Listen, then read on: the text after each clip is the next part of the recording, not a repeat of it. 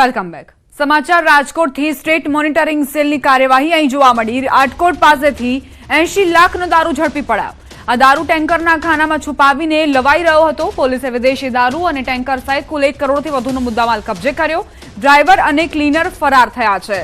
પોલીસે ફરાર ડ્રાઈવર અને ક્લીનરની શોધખોળ હાથ ધરી. તેમજ કોણે મોકલ્યો હતો આ જથ્થો તેને લઈને પણ તપાસ હાથ ધરવામાં આવી છે.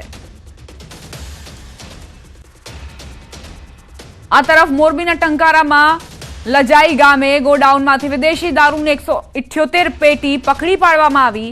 બાતમીના આધારે ગોડાઉનનું તાળું તોડી પ્રવેશ કરી ટાઇલ્સના બોક્સની અંદર છુપાવેલ 11,81,000નો વિદેશી દારૂ પકડી પડાયો. ગોડાઉન ભાડે રાખનાર કમલેશ કુમાર તેમજ વિદેશી દારૂનો જથ્થો મોકલનાર વિરુદ્ધ ગુનો નોંધાયો છે.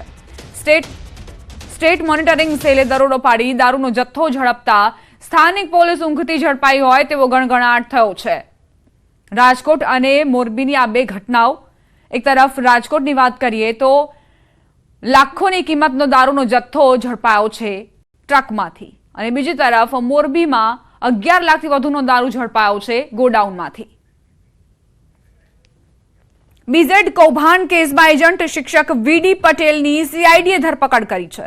સમગ્ર મામલે જિલ્લા પ્રાથમિક શિક્ષણ અધિકારીનું નિવેદન સામે આવ્યું.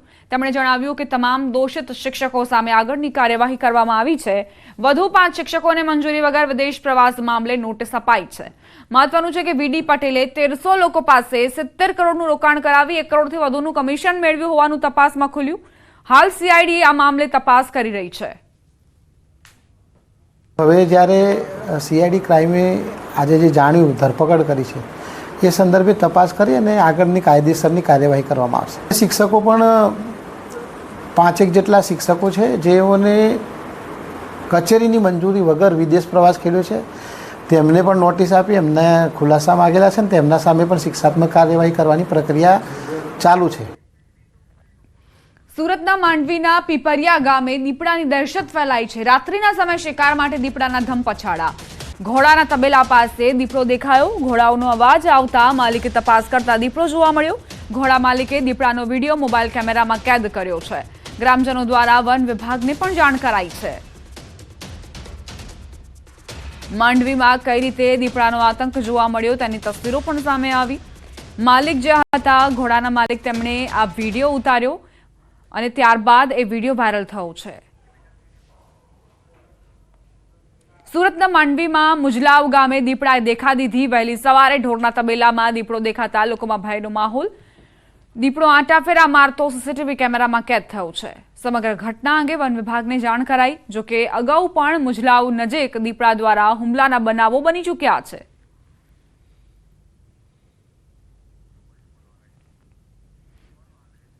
એક તરફ સુરતના માંડવીમાં પણ દીપડાએ દેખા દીધી છે. બીજી તરફ સુરતના મુજલાવમાં દીપડાએ આતંક મચાવ્યો છે.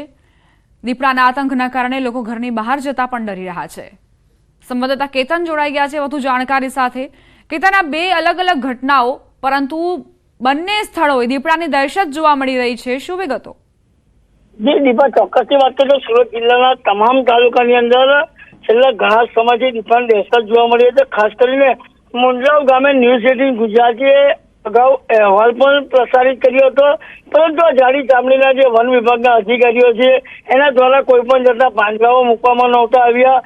અને આ જે હાલ જે ઘટના બનવા પામી છે કે જે સમય દરમિયાન કોઠાની અંદર જે મજદૂરો હતા, એ મજદૂરો ગાય અને ભેંસને દૂધ કાઢતા હતા, એ સમય દરમિયાન દીપડાએ આ એક શિકાર કરવામાં આવ્યો હતો. અને જે અંતર્ગત લોકોનામાં પણ એક દહેશત જોવા મળી છે. અને ખાસ કરીને સમગ્ર ઘટના પણ સીસીટીવીની અંદર દીપડાની કેદ થવા પામી છે. તો બીજી તરફ વાત કરીએ તો માંડવી તાલુકાના પીપરિયા ગામે પણ જે ગત મધ્યરાત્રિ સમય દરમિયાન ઘોડાના તબેલાની અંદર પણ દીપડો દેખાતા એ જે માલિક દ્વારા પણ દીપડાનો વિડીયો સોશિયલ મીડિયા અંદર વાયરલ કરવામાં આવ્યો હતો.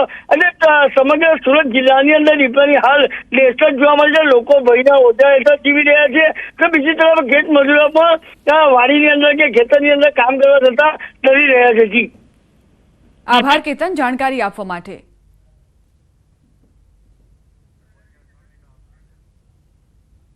તો કઈ રીતે દીપડાએ આતંક મચાવ્યો છે તેની તસવીરો જુઓ. એક તરફ સુરતના માંડવીમાં તબેલામાં આ દીપડો પહોંચી ચૂક્યો હતો। બીજી તરફ સુરતના મુજલાવથી પણ આવી જ તસવીરો સામે આવી, જ્યાં ગામ લોકો દહેશતમાં છે અને બનાસકાંઠામાં પણ આદમખોર દીપડાના કારણે લોકોએ ભયની અનુભૂતિ કરી। ચાંગડામાં કઈ રીતે દીપડાએ હુમલો કર્યો તેની તસવીરો પણ સામે આવી છે। રાયડાના ખેતરમાં દીપડો હુમલો કરી ગાયબ થયો હોવાનો સ્થાનિકોનો દાવો છે।